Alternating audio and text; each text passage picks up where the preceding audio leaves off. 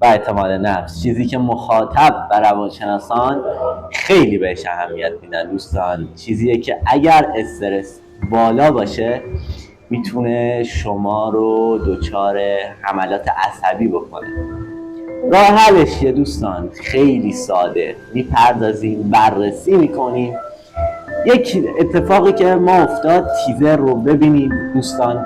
ما از قسمت سوم و چهارم با یکی از دوستای بسیار خوبم دکتر زانکو قراره در مطبش فیلم برداری کنیم. ایشون هم روی آنتن میان، مذاکره باشون میکنیم، مصاحبه میکنیم. انشالله برنامه خوبی رو بتونیم به مخاطبمون ارائه بدیم. راه حل استرس چیه دوستان؟ استرس از چی داری؟ استرس منشأش چیه؟ روانشناسا میگن 80% آن چیزی که ازش میترسی اتفاق نمیافتد. یعنی چی؟ من استرس مرگ دارم دوستان، آیا میشود کاریش کرد؟ خیر. پس استرس بیجا بهش میگن. استرس به چی میگن؟ استرس سر امتحان دوستان، بلد نیستم بنویسم، میخونم یادم میره. این منشأش استرس و اضطراب دوستان. استرس باعث نمیشه که در امتحان تو چیزی یادآوری نشود. باید بخونی، مطالعه بالا داشته باشی، بنویسی و استرس های بیجا میشه اگر اون موقع استرس داشته باشی. یه موقع استرس داری، استرس نمره 18 که بعدش به خانواده چی بگی؟ استرس خودم بوده دوستان. به این میگیم استرس باجا دوستان، روانشناسا بهش میگن اینها. ما طبق مصاحبه‌ای که با دکتر زانکو داشتیم، 80% از مراجعه کنندگان ایشون استرس های ناشی از خودکشی بوده. یعنی بعد از خودکشی در واقع این استرس ها به قول معروف ناجا میشه. اینها روانشناسا بهش میگن استرس ناجا دوستان. ما انواع استرس ها رو داریم. استرس حاوی از اضطراب، این خیلی باحاله دوستان. راه جلوگیری از استرس چیه؟ آقا استرس چیزیه که 80% اتفاق نمیافتد. استرس مرگ دارم، مرگ زمانش برسه هیچ کاری نمیشه کرد، پس بهش میگیم استرس ناجا دوستان. امیدوارم محتوایی که ما داریم زحمت بکشیم فیلم برداری میکنیم برای مخاطبمون رشد و پیگرد خوبی داشته باشه. خیلی دوستتون دارم دوستان. اعتماد نفس و استرس. اعتماد نفس، خودتون رو به چالش بکشید، با خودتون تو آینه صحبت کنید، از منطقه امن خودتون خارج بشید. این منطقه امن میتونه خونه باشه، میتونه ماشین باشه، میتونه پارتنر باشه. ترس هیچ چیزی رو در دنیا نداشته باشید دوستان. ترس باعث میشود اون اتفاق درصد اتفاقش بیشتر شود. 80% روانشناسا میگن استرس چیزیه که اگر جلوش رو نگیری در سنهای بالا باعث به قول معروف ادراک میشه. حالا به ادراک میپردازیم دوستان، یک ویدیو محتوای جدا داره. از کمک متخصصان کمک بگیرید، روانشناسان. روانپزشک چی کار میکنه؟ روانپزشک دوستان چی کار میکنه؟ با استفاده از دارو بر سیستم مغزی شما اثر میذاره. روانپزشک خوبه یا بده؟ روانشناس چی کار میکنه دوستان؟ پرداختیم به این بحث. روانشناس با استفاده از بحث‌های گفتاری، شنیداری به ما کمک میکنه با اون روی مسئله‌ای که ما فکرمون و ذهنمون درگیر هست به مشکلات بپردازیم، راه حل براش پیدا کنیم. آیا روانپزشک به این کار، به این علت میپردازن؟ بر سیستم مغزی شما اثر میذاره که در ناخودآگاه شما بعد مدت باعث ناخودآگاه استرس های بیجا میشه دوستان. استرس بیجا همون استرس هایی هستش که سر جلسه امتحان میاد وقتی که درس نخوندی دوستان. با جا درس خوندی ولی یادت نمیاد. خیلی موفق باشی. اعتماد نفس چجوری دوستان شکل میگیره؟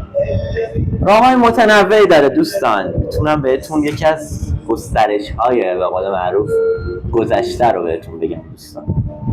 اعتماد نفس منشأش از اینکه خودتون رو دوست ندارید. یه مثال براتون میزنم. یک آدمی با یک آدم دیگه میره تو رابطه دوستان. این طرف صد خودش رو برای اون آدم میذاره.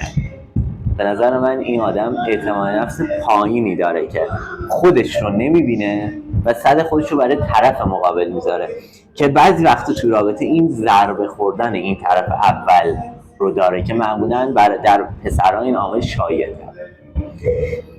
برمیگردیم به بخش استرس دوستان. چیکار کنیم استرسمون کم بشه دوستان؟ 3 تا راهکار بهتون میدم، انشالله که جواب بگیرید دوستان. استرس برای آن چیزی که دارید رو روزی 3 بار صبح، ظهر، شب بنویسید دوستان. راه دوم چیه دوستان؟ استرس منشأش دیده نشدن شما میتونه باشه. یعنی من خودم رو نمیبینم، خودم رو نمیشناسم، میتونه این باشه. راه حل سومش چیه؟ از یک متخصص کمک بگیرید دوستان، یک متخصص عاقل، روانشناس. اعتماد نفس دوستان چجوری؟ راه حلش چیه دوستان؟ 2 تا راه بهتون میگم. خودتون رو بیشتر از اطرافیانتون دوست داشته باشید. راجع به استرس چیز دیگه دوستان بگم، ترس هیچ چیزی رو نداشته باشید. 80% آن چیزی که ازش میترسید اتفاق نمیافتد. از من به شما نصیحت دوستان. حالا میخواهد این از دست دادن فامیلتون باشه، میتونه از دست دادن پارتنرتون باشه، میتونه خیلی محتوای گوناگونی داشته باشه که احتمالاً 10 تاشو تو دیسکریپشن اینستاگرام براتون میذارم. بخوایم چالش های امروز این مردم رو ما بهش بپردازیم، یکی از عامل های شایعی که خیلی با دکتر زانکو صحبت کردیم اینه که یک آدم در یک رابطه به قول معروف 8 ماه هست، از اون رابطه ضربه میخوره و این آدم دچار کمبود اعتماد نفس میشه، استرس میشه. چرا بالای چشت ابروه؟ به آدم واقعا ور میخوره، طبیعیه، یه چیز نرماله. اگر اون طرف خودش رو بدونه که خودش رو دوست داره، طرف اعتماد نفس اون فرد کم نمیشه دوستان. اتفاق داشتیم، خیلی دوستتون دارم دوستان. با توجه به صلاح دید کانال و تدوینگر ما، امیدوارم محتوایی که زحمت کشیدیم فیلم برداری میشه و نهایتا قسمت اول دوم به فاصله هر 10 روز روی آنتن میاد. یوتیوب و بعضی از سکانساش در اینستاگرام، سکانس های مهم و کلیدیش. امیدوارم محتوایی که ما داریم زحمت میکشیم و فیلم برداری میکنیم به شعور مخاطبمون توهین نشه دوستان. ما سعی میکنیم محتوایی که داریم فیلم برداری میکنیم ساعتها، مثلا ویدیوی اولی که ما قسمت اولی که داریم میسازیم از 10 صبح شروع کار کردیم و الان ساعت 1 و هنوز شاید 7 دقیقه یا 8 دقیقه ویدیو گرفته شده. خیلی دوستتون دارم. امیدوارم که این ویدیویی که ما گرفتیم به شعور مخاطبمون بر نخوره. خیلی دوستتون دارم.